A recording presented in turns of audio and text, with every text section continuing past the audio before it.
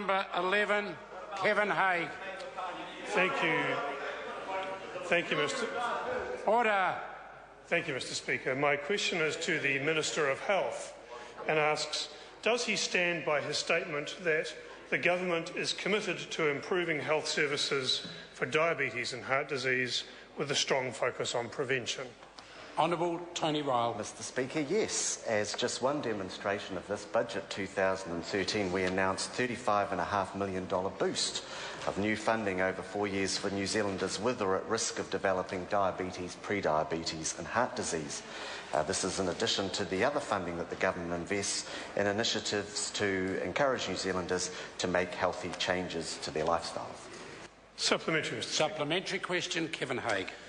Does the Minister stand by his answer to my previous questions in the House that his government is investing the exact rational amount of funding, around $60 million this year, into diabetes and obesity prevention, even though his answers to my written questions show he has neither sought nor received any advice on the future costs of diabetes to New Zealand? Honourable Tony Ryle. Well, of course, we're investing what we are able to invest in light of the financial constraints in which we operate. And I have to say that in light of last year's or this year's budget investment of $35.5 million going into heart checks and diabetes management, I think that's a pretty good investment in tight times. Supplementary question, Kevin Hague. How can $60 million a year possibly be enough when current diabetes costs alone are already more than 10 times that amount, and diabetes prevalence is growing rapidly? And how much of the $1.78 billion treatment cost projected by PricewaterhouseCoopers for 2021 does he anticipate preventing with that level of investment? Honourable Tony Ryle. Mr. Speaker, the government's investment in preventing diabetes and heart disease goes beyond the $60 million that he talked about. It also includes the $35 million that we announced in this year's budget. And on top of that, district health boards and primary health organisations are themselves investing in diabetes prevention. For example, in Northland, additional funding under the Diabetes Care Improvement Program has been used to increase the availability of nurses, providing nurse education and realigning Kaiwhina in mobile nursing services. And at the Whanganui PHO, they've begun a nurse-led clinical review to determine patient needs and tailor a package of care around the patients, including group education, self-management training, community outreach clinics and workforce developments of multidisciplinary teams to support people in better managing their diabetes. Mr. Speaker, supplementary. Supplementary question, Kevin Hague.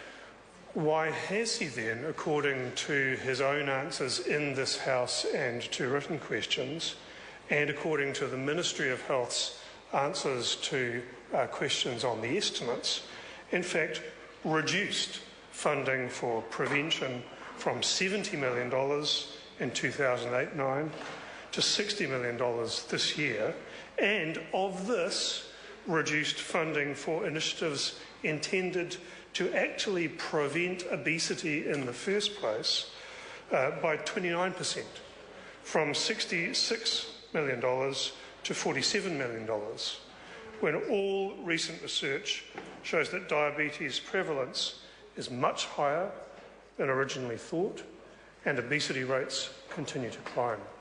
Honourable Tony Ryle. Mr. Speaker, I just reject the characterisation of those numbers as the level of the government's investment in diabetes prevention, and that's the reason why we don't use those figures, because the investment is far beyond that. The reason why our prevention includes the significant boost of $35 million over the 4 years in this year's budget is because we do want to assist in the identification of those with diabetes and pre-diabetes in particular, as a way of not only assisting those with diabetes to better manage their diabetes, but to prevent people with pre-diabetes moving into the diabetic state.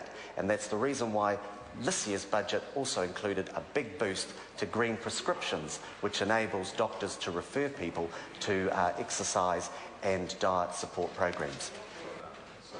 Supplementary question, Kevin Hague. Well, can the Minister confirm to the House that of that reduced prevention investment of around $60 million that prior to his answers today, he has repeatedly used himself and the Ministry has also used, that of that around $60 million, fully $10 million is being spent this year on bariatric surgery? Honourable Tony Ryle. Yes, Mr Speaker, the Government is determined to increase the availability of bariatric surgery in New Zealand. We know that it has significant life-changing impacts for people, and it seems to make a lot of sense to me, that we continue to expand the availability of that service to patients who benefit. Question number 12, Phil Twyford. Thank you, Mr Speaker. My question is for the Minister of Finance. Has he been advised which banks have put up their interest